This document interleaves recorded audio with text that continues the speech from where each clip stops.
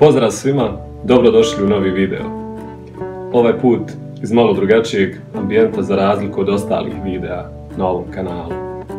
Obzirom da je današnja tema vezana za dizajn jednog jako zanimljivog koncepta, nalazimo se tu u mojoj radnoj sobi gdje inače provodim većinu svog vremena.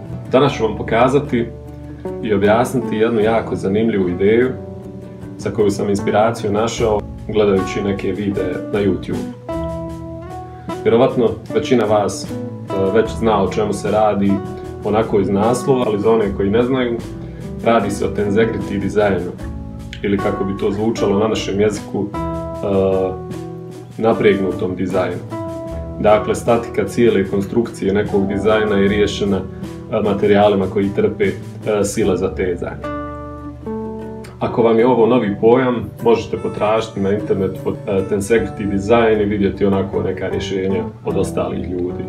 Ja sam se odlučio dizajnirati jedan jako zanimljiv roštilj na taj fazon, koji sada već možete vidjeti ovdje na monitoru. I prije nego nastavim pričati detaljnije o dizajnu i o svemu, zamolio bih vas, ukoliko ste novi na ovom kanalu, da se pretplatite i da lajkujete video u znak podrške, tako da mi pomognete da nastavim rad, snimati i ovakve tema i ostale koje radim na ovom kanalu.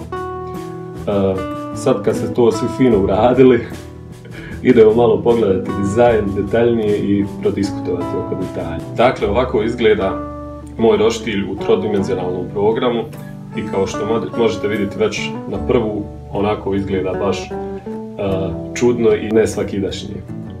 Želja mi je bilo postići efekat lebdenja, tako da sam na ovaj način riješio nosivu konstrukciju za roštilj. Cijeli roštilj se sastoji iz dva potpuno identična segmenta, spojenih u jednu cjelinu pomoću zategnutih lanaca ili u ovom slučaju lančića. Zašto mislim da će biti još efektnije i stvarati još bolji utisak ukoliko ih tokom izrade zamijenim sa sajlicama. Znači, umjesto lanaca bi stavio mali tanke sajlice. Mislim da bi to bilo još više onako cool. Roštilj sam također dizajnirao u obliku slova S, sebično, simbolično, kao prvo slovo mog imena. Glavni trik, odnosno glavni fazon u ovom cijelom dizajnu je način spajanja ova dva segmenta, dakle gornjeg i donjeg segmenta. Što ću vam sada detaljnije objasniti. Dakle, cijela gornja konstrukcija zajedno sa roštiljem visi na ovom centralnom lancu. Dakle, ovaj lanac nosi cijeli gornji dio tereta i predaje ga na ovaj metalni profil koji je ujedno i sastavni dio postolja. Postolje sam predvidio da bude na točkićima kako bi se cijeli roštilj mogao pomjerati. Jako je bitno da ovo glavno vješanje bude u centru dizajna kako bi se ostale sile, odnosno momenti, jednako raspodijelili. Jednom kada je ovaj lanac zakačen, osigurali smo oslonac u gornjem dijelu, ali mu nismo osigurali balans, odnosno potpunu stabilnost. Tako da gornja konstrukcija teži ka tome da se oko ovog lanca samo obori na neku od strana, a to smo spriječili uz pomoć ova dodatna 4 lanca, gdje svaka 2 lanca sprječavaju pad na suprotnu stranu. Mislim da je ovo svima jasno, a sad ćemo malo pogledati kako sam zamislio da izgleda ovaj gornji dio, odnosno dio sa roštiljem. Okvir roštilja bi bio ovaj lim koji bi bio zavaren ili vicima pritegnut oko gornje platforme. Na njemu se nalazi nekoliko podjela za postavljanje rešetke za žar i rešetke za pečenje, koja bi se mogla pomjerati na 2-3 nivoa.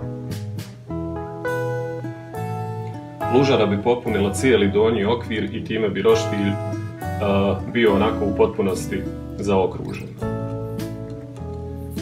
Dimenzije ovog roštilja su 80 x 50 puta 90 po visini, sve do nivoa rešetke za pečenje u najnižoj poziciji. Ili za mašince 800 puta 500 puta 900 mm. Ja sam prilično visok čovjek i želja mi je raditi oko ovog roštilja što rahatnije, da kažem, i sa uživanjem.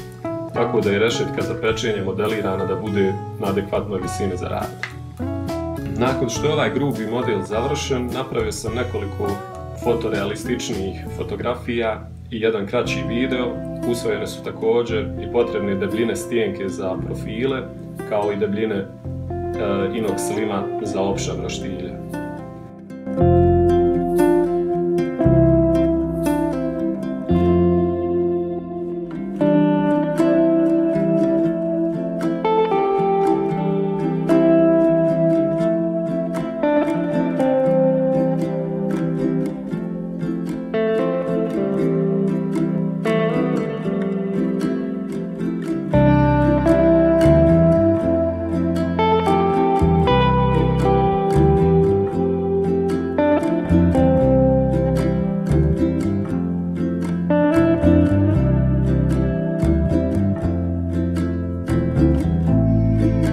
U nekom od budućih videa moći ćete pogledati radioničku izradu ovog roštilja.